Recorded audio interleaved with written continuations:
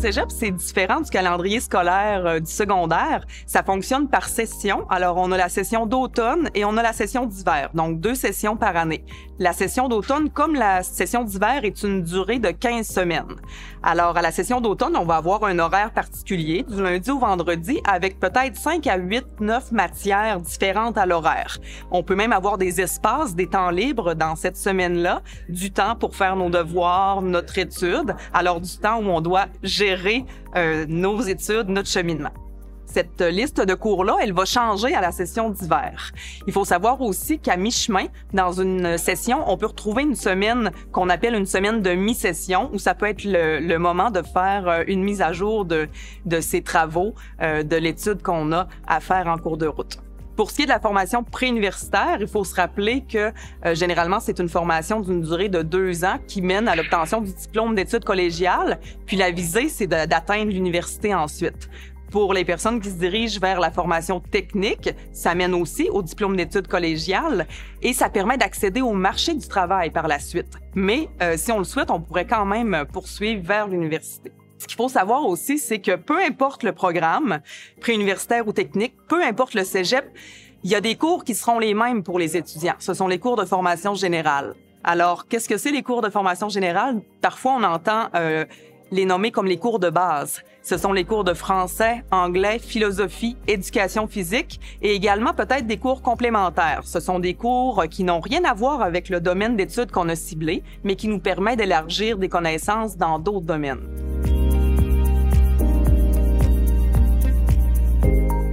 Ça dépend toujours de la durée du programme. Il y a des programmes plus courts, des programmes plus longs, mais souvent, c'est soit une année scolaire pour les plus courts, puis 2 années scolaires pour les plus longs. Il peut y avoir des horaires variables. Il y a des modèles aussi pédagogiques selon le programme, selon le métier. Il y a des modèles qui sont en alternance travail-études. Ça veut dire que tu vas apprendre à l'école, tu vas te préparer à aller en milieu et très tôt dans la formation, tu peux te retrouver dans le milieu concret. Selon encore le métier, on recrée vraiment le contexte du travail. Exemple, les programmes de la santé, vous allez avoir des laboratoires à faire, pratiques, travailler sur des mannequins, par exemple, quand on parle des programmes de la santé. Vous allez appliquer ça aussi en milieu de travail, ça va vous préparer aussi.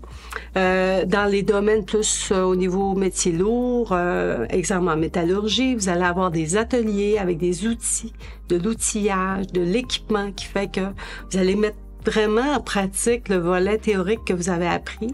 Donc, on parle des savoirs théoriques. Vous allez les appliquer beaucoup plus en pratique au niveau de la formation professionnelle.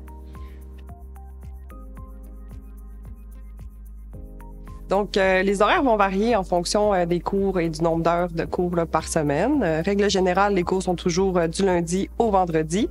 Le plus tôt que ça peut commencer, c'est 8h30 le matin et généralement, ça se termine là, au maximum à 17h30. Les cours se présentent sous forme de blocs d'heures, donc par exemple des blocs de 1 heure, de 2 heures ou de 3 heures. Puis, ils peuvent être en alternance avec des plages horaires de libre. Donc, ça peut arriver qu'un étudiant ait une journée où il n'y a pas de cours ou à l'inverse, une journée où il y a seulement 1 ou 2 heures de libre là, dans sa journée. Et il n'y a pas non plus de cloche pour aviser que les cours sont terminés, étant donné que chaque étudiant a un horaire qui va être différent.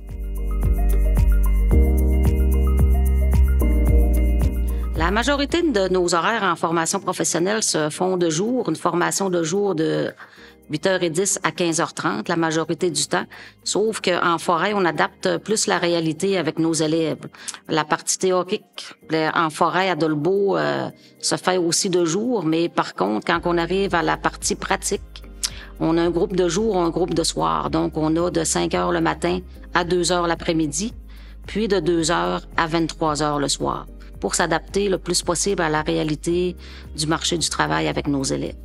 Nos programmes maintenant sont en entrée périodique, sortie variable. Si l'élève avance plus vite, bien à ce moment-là, ça peut raccourcir de beaucoup la durée de la formation.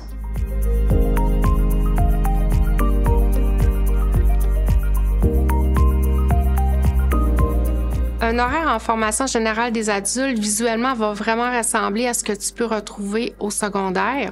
La différence est principalement dans son contenu, parce que un horaire en formation générale des adultes va vraiment représenter ton parcours académique, ta disponibilité et ton objectif de formation.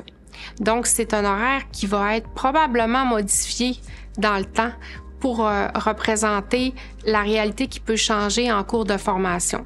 Par exemple, pour un élève qui aura un objectif de compléter un diplôme d'études secondaires, il pourra avoir sur son horaire à la fois du français de secondaire 5, des mathématiques de secondaire 4, de l'anglais de secondaire 4. Il pourrait aussi avoir des périodes d'éducation physique ou d'activité physique en gymnase pour obtenir des crédits optionnels.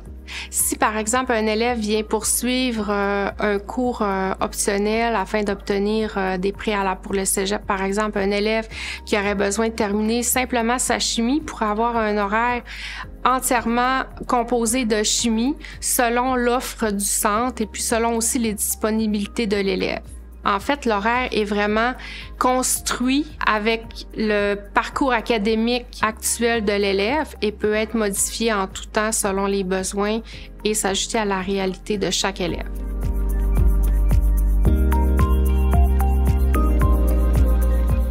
Si on veut estimer, on peut s'attendre à un 15 à 20 heures là, de travaux personnels à devoir mettre dans ces cours en dehors des heures de cours. Si tu veux que ça soit plus précis un peu, là, il y a un outil pour le calculer, ça s'appelle la pondération. Donc, chaque cours, il y a 3 petits chiffres là, qui l'accompagnent, qui peuvent te guider. Donc, les 2 premiers chiffres, c'est le temps qui va être à ton horaire, en fait.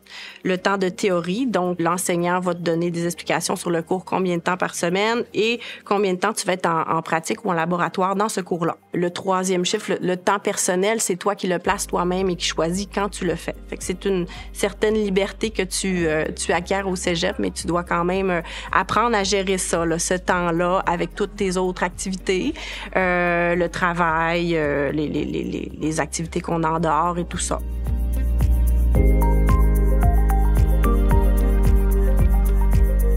Généralement, ce n'est pas fréquent d'avoir des devoirs à la maison en formation professionnelle. Toutefois, il arrive, dépendamment du module, que tu auras à faire des devoirs à la maison. Exemple, des modules où on va te demander de pratiquer des formules mathématiques. Question de pouvoir suivre de manière adéquate le cours de ta formation. Quelques exercices vont être demandés à la maison. Pour d'autres modules, il n'y en a tout simplement pas. Généralement, si tu es absent, on va te demander de faire aussi des travaux à la maison pour reprendre le temps où tu étais absent. Et pour la majorité du temps, les devoirs à la maison sont sur une base volontaire et se résument majoritairement du temps à faire de la révision en vue de l'examen final à la fin d'un module. Ça a des avantages. Il faut considérer aussi que la formation professionnelle, elle est souvent pratique. Donc, n'ayant pas beaucoup de devoirs à la maison, la conciliation travail-études est beaucoup plus facile.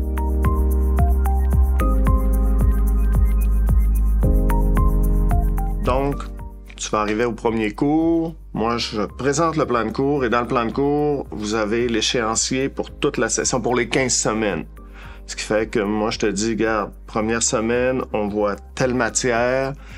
Il y a un travail pratique qui porte sur ces éléments-là et il y a un pourcentage X qui est rattaché à ça. Ce qui fait que ça te permet de savoir de semaine en semaine la matière à voir, les travaux à faire, la valeur en pourcentage de ce que ça vaut pour ta session. Puis en même temps, ça te permet de planifier ton travail, savoir, OK, mon examen est à la semaine 7, il va porter là-dessus. En même temps, moi, je travaille avec mes collègues pour m'assurer que vous n'ayez pas 3 à 4 examens dans la même journée. C'est pour ça d'ailleurs que les examens sont pas toujours à la même semaine d'un cours à l'autre. Il y a des profs qui le donnent à la semaine 6, moi je donne à la semaine 7 selon mon calendrier également. Mais l'évaluation se fait vraiment de façon à te permettre de pouvoir planifier ton travail, de savoir toujours où tu te situes dans l'avancement de la session, puis pour éviter les mauvaises surprises.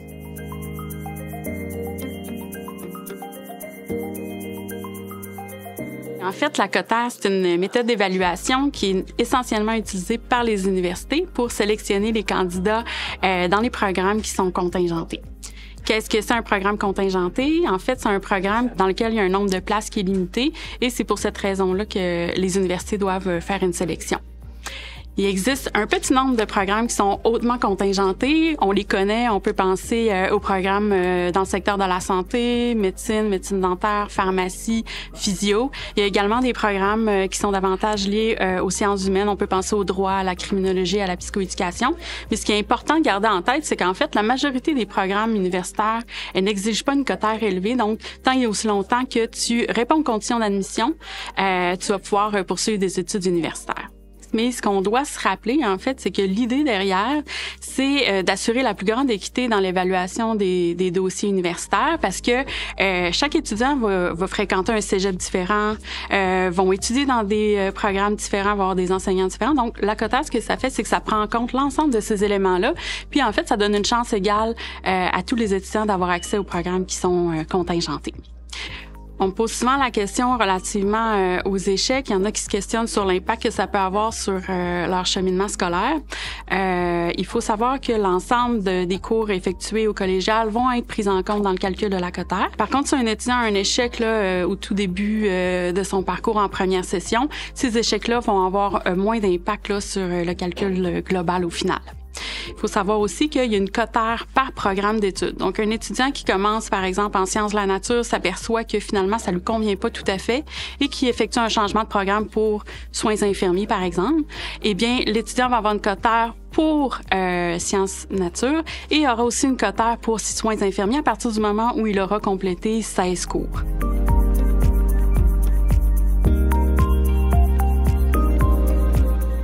En formation professionnelle, les programmes sont élaborés par compétences. Donc, au terme de celle-ci, les élèves vont être soumis à une évaluation où ils vont avoir à démontrer l'acquisition de leurs connaissances de façon autonome. L'évaluation peut prendre différentes formes. Elle peut être théorique ou pratique. Elle peut se dérouler dans différents milieux, que ce soit en laboratoire, en classe ou en milieu de travail.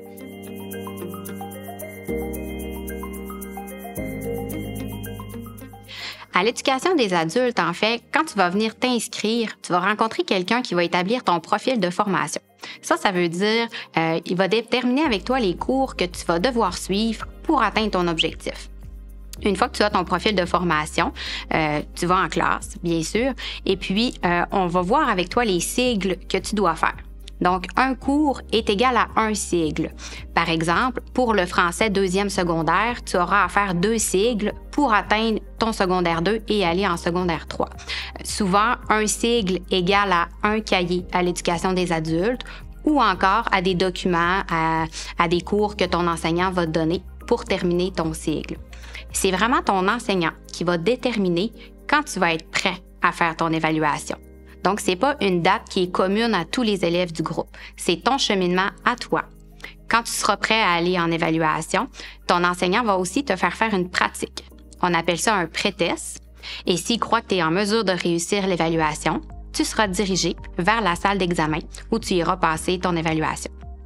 Si jamais tu avais besoin de reprendre ton cours, tu pourras retourner en classe, pratiquer les éléments que tu as manqués et puis refaire ton examen. Donc, la reprise est possible et c'est aussi possible d'avoir recours aux services adaptés, donc d'avoir des mesures d'adaptation, en fait, pour passer ton examen.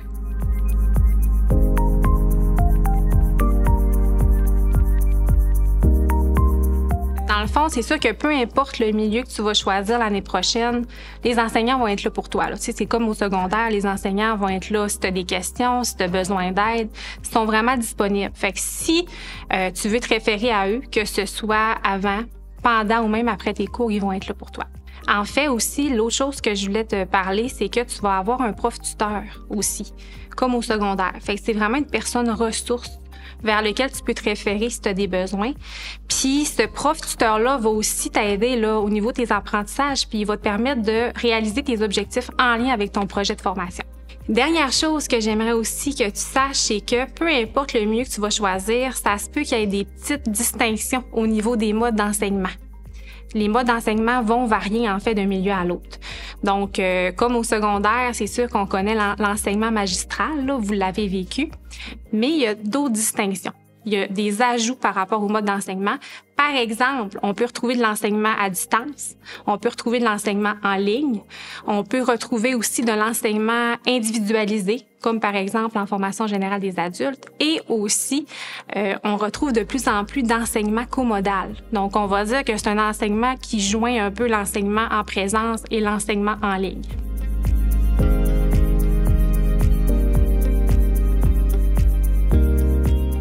Les habitudes de travail gagnant, je dirais que principalement, ça se situe dans tout ce qui est habileté du métier d'étudiant. Ce que je veux dire par là, en fait, c'est le développement d'une gestion du temps efficace.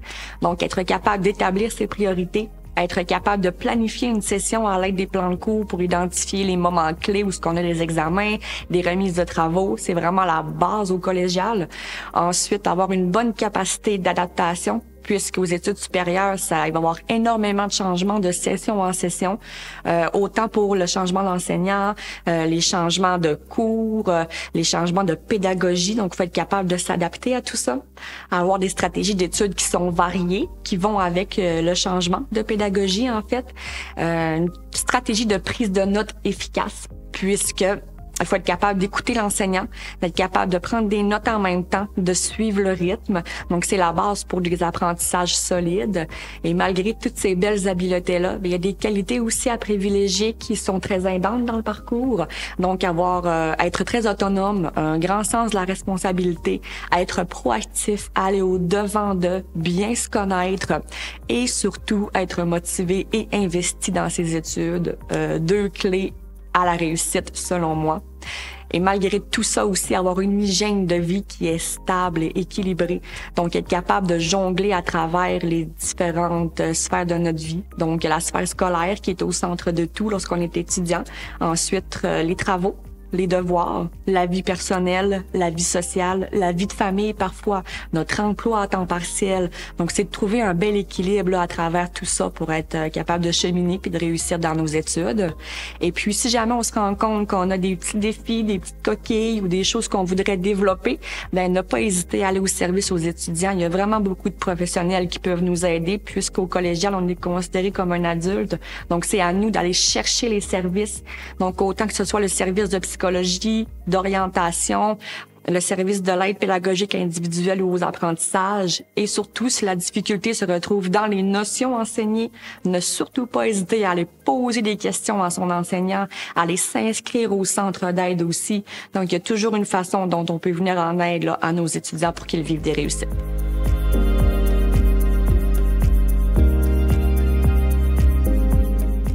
Alors, en FP, la gestion des absences, on la fait un peu comme si on était sur le marché du travail.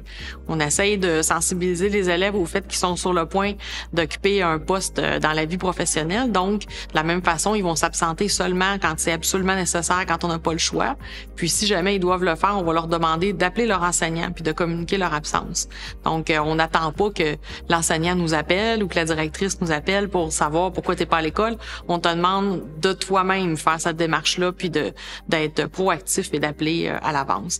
C'est sûr que d'être présent à l'école, là, on se le cachera pas, là, c'est pas mal un élément important dans la recette du succès. Ici, en FP, on a des modules qui comptent un certain nombre d'heures. Alors, si jamais on s'absente, il nous manque des heures pour compléter notre module. Donc, ça a vraiment un gros impact. Alors, on insiste beaucoup là-dessus pour que les élèves soient présents toutes les heures qui sont accordées à un module.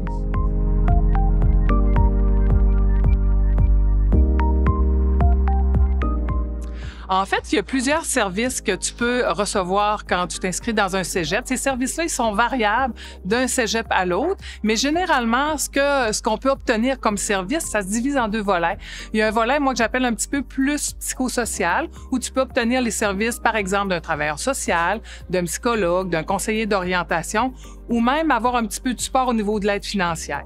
Le deuxième volet, il fait référence davantage aux situations d'apprentissage, C'est-à-dire que dans chaque cégep, il y a ce qu'on appelle des services en adaptation scolaire. Donc, si tu as un diagnostic de trouble d'apprentissage ou encore de santé mentale, tu peux bénéficier de ce service-là, dans le fond, qui t'accompagne dans la réussite dans tes études, en fait.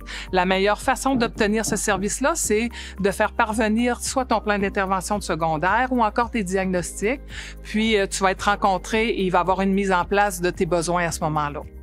Tu n'as pas nécessairement besoin d'un trouble d'apprentissage pour obtenir des services. Tu peux aussi obtenir des services, par exemple, auprès d'un éducateur spécialisé qui peut t'aider à l'organisation scolaire, à la planification, à la préparation aux examens.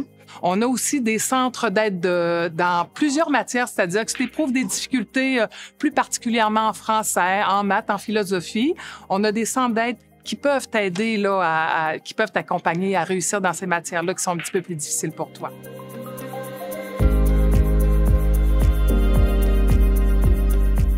Comme milieu éducatif, il est en notre rôle de mettre en place des meilleures pratiques pour permettre à l'élève, je vous dirais, d'atteindre ses objectifs professionnels. Que ce soit au niveau collégial, universitaire ou en formation professionnelle, ce qui est important, c'est l'accueil, d'avoir un accueil personnalisé. Alors, comment se déroule, nous autres, une journée au centre de formation professionnelle? Alors, dès son arrivée, l'élève est accueilli par l'équipe. On t'accueille, on t'appose une cocarde. Sur la cocarde, il y a ton nom avec ton numéro de casier. On t'offre un café. On t'offre aussi un muffin. Tout ça dans une ambiance vraiment d'une musique d'ambiance qui va te permettre vraiment de te sentir à l'aise dès ton arrivée. Après avoir vraiment fait la présentation, nous t'accueillons pour faire signer tes papiers. Alors, tu auras ta carte étudiante pour que tu puisses emprunter déjà dès le lendemain des livres ou du matériel qu'il te faudra pour vraiment faire ta formation. Donc, la journée permet vraiment de régler toute cette forme d'inquiétude que l'élève peut avoir d'une première journée et ils sont en mesure le lendemain de commencer leur formation là, parce qu'ils n'ont plus à se préoccuper de rien.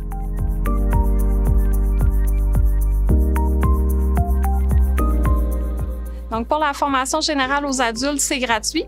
Tu auras juste à payer pour les volumes à acheter. Pour la formation professionnelle, le coût est entre 0 et 1 000 $ selon le programme de formation dans lequel tu es inscrite. Il n'y a aucune vignette de stationnement à payer. Pour le cégep, le coût est d'environ 500 $ par année pour l'inscription, plus les autres frais à payer pour le matériel supplémentaire selon le programme de formation de l'élève. Concernant l'aide financière aux études, si tu es inscrite en formation générale aux adultes, tu ne peux pas bénéficier des versements de prêts et bourses. Par contre, pour l'inscription en formation professionnelle et en formation collégiale, tu peux en faire la demande. Le profil de chaque élève est différent et les calculs sont basés sur les revenus familiaux et la situation familiale et personnelle de l'élève. Tu peux également consulter le site de l'aide financière pour remplir un simulateur de calcul en ligne et cela pourra te donner une bonne idée des montants auxquels tu aurais droit en prêt et en bourse.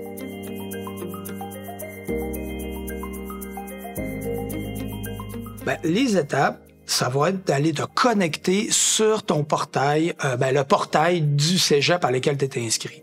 Tu vas recevoir de l'information par la poste avec ta lettre d'admission. Puis, à partir de là, tu vas devoir aller te connecter sur ce portail-là parce qu'on communiquera plus avec toi d'une autre manière. Donc, toutes les informations importantes, les étapes importantes vont être communiquées de cette manière-là. Donc, il va y avoir les frais scolaires à payer, des choix de cours à faire, des tests de langue aussi. Ça peut être aussi récupérer ton horaire là, au mois d'août. Puis, c'est important que tu prennes l'initiative de le faire parce que l'organisation scolaire ne communiquera plus vraiment avec tes parents. Donc, c'est vraiment à toi de prendre tes responsabilités et puis de suivre les informations qui te sont envoyées via cette plateforme-là. Donc, c'est important d'y aller régulièrement, peut-être même une fois par semaine.